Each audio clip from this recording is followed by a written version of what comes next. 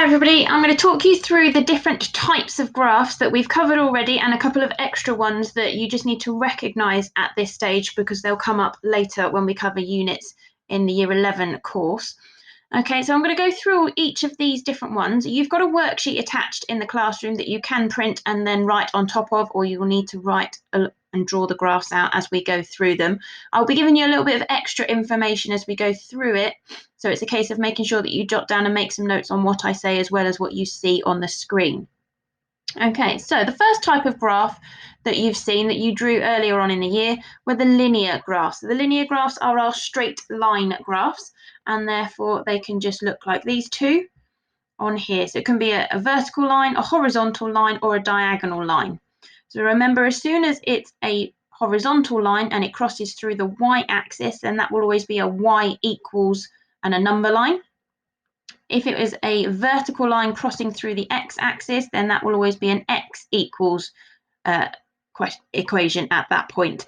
As soon as you have a diagonal line, they're the ones that are in the form of y equals mx plus c. So you'll recognise that formula, hopefully. And then you just need to think about the gradient of these lines as well. So this one, as it's going downhill from left to right, would have a negative gradient. So there are various different forms in which you can write down for any of these types of lines for linear. But you'll notice in them, as I say, that it's a y equals a number or x equals a number for the vertical and the horizontal. The y equals mx plus c are the top form here, and then they can be rearranged to be given in this format as well. But it's a single x to a power of 1 and a y to the power of 1 as well if it's a y equals mx plus c equation. So they're the different types that you could have on this one. The next type that we've started looking at within this unit are the quadratic graphs. So hopefully you'll recognise them as the U-shaped graphs that are technically called parabolas. Okay, so you may want to write that down.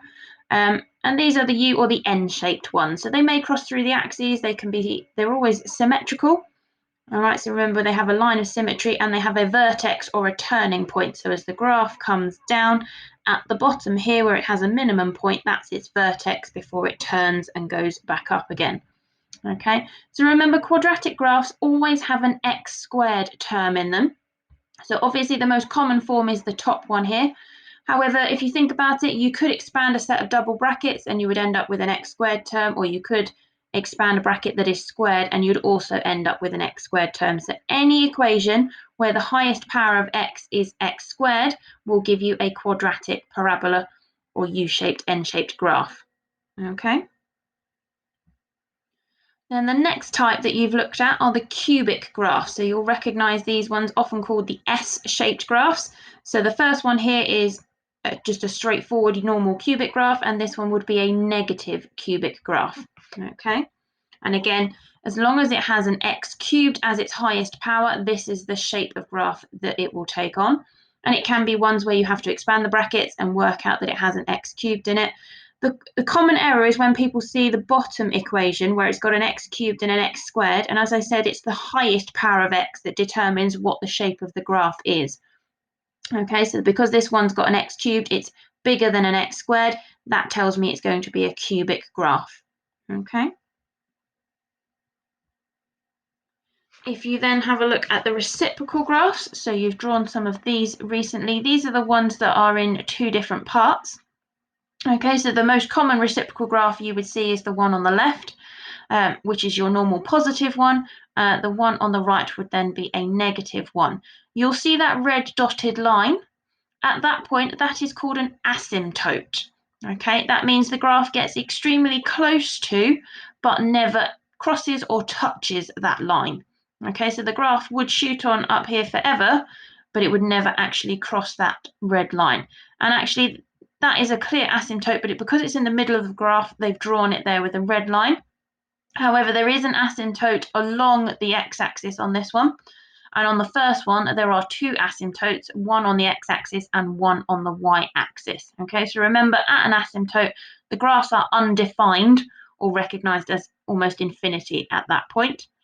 And then the standard format for those types of graphs is a number over x. Okay, so it will always be a fraction containing x as the denominator that tells you it's going to be a reciprocal graph in this format. Okay, so Another type that you've looked at drawing is the exponential graph. So an exponential graph are these type here, where they start reasonably close or low and they shoot up, okay? Or it could be the negative of that, where it starts very low, comes up and then converges to level out. Okay, so the most common exponential graph is this one, which we talked about, the example of bacteria or even coronavirus. Anything that spreads at a rapid pace can be recognized as an exponential graph and an exponential equation. Again, they can have asymptotes, so that's what this red line is here.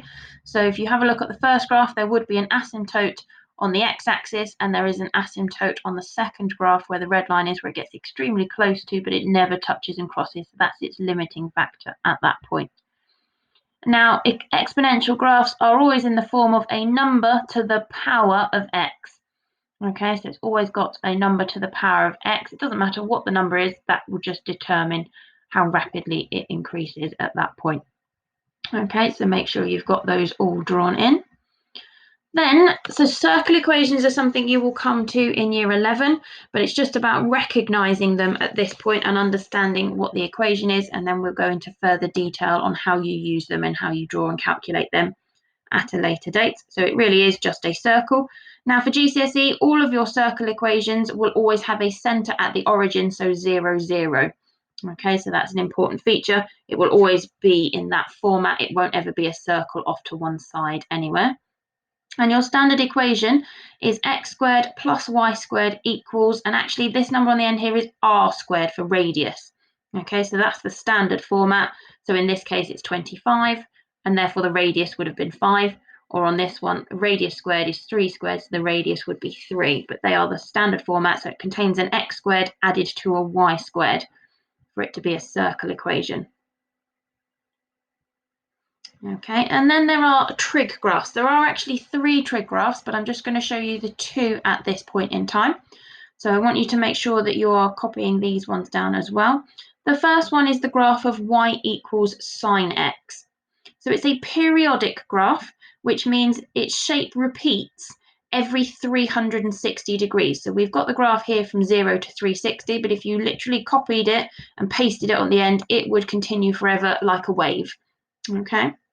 Now the y-axis always oscillates between -1 and 1. And obviously we tend to draw it going up in 90-degree intervals. And so the sine graph always starts at 0.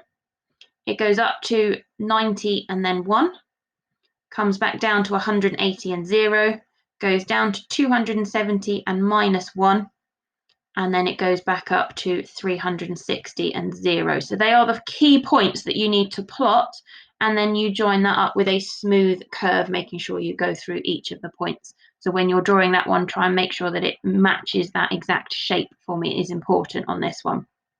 Okay, the other trig graph then is the cos graph. So it looks quite similar, and actually if you shuffle it along a bit, you will see that they would look almost the same, but the cos graph is different because cos starts or cuts at 1.